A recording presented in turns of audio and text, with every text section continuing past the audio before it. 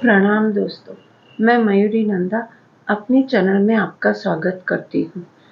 आज हम वंश बेटों से चलता है, यह एक अधूरा ज्ञान है, इस टॉपिक पर बात करेंगे।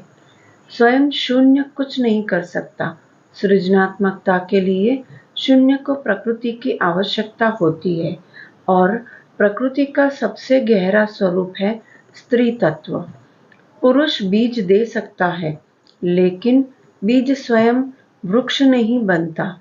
उसे धारण करने वाली शक्ति चाहिए, वही शक्ति है स्त्री।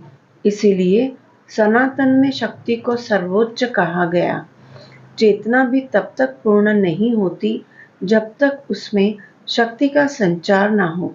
लेकिन यहाँ एक और सत्य समझना आवश्यक है। सृष्टि केवल शक्ति या केवल पुरुष से नहीं चलती, बल्कि दोनों के संतुलन से चलती है। जहाँ संतुलन टूटता है, वही विनाश आरंभ होता है। आज पृथ्वी पर जो अशांति, हिंसा, मानसिक विकार, टूटते परिवार, असंवेदनशीलता और अराजकता दिखाई देती है, वह केवल बाहरी समस्या नहीं है। यह स्त्री और पुरुष ऊर्जा के असंतुलन का परिणाम है।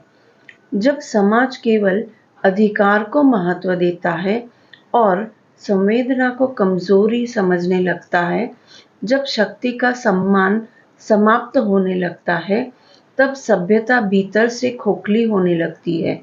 और आश्चर्य की बात यह है कि जिस स्त्री तत्व को हमारे ऋषियों ने आदि शक्ति कहा, उसी के महत्व को आधुनिक विज्ञान भी अपने तरीके से सिद्ध करने लगा है। विज्ञान क्या कहता है? मानव शरीर की लगभग हर कोशिका में दो प्रकार की आनुवंशिक संरचनाएं अर्थात जेनेटिक सिस्टम होती है। एक है न्यूक्लियर डीएनए।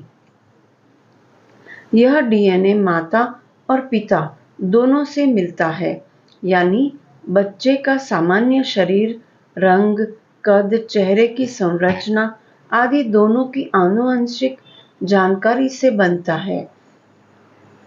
Mitochondrial DNA. दूसरा है माइटोकॉन्ड्रियल डीएनए।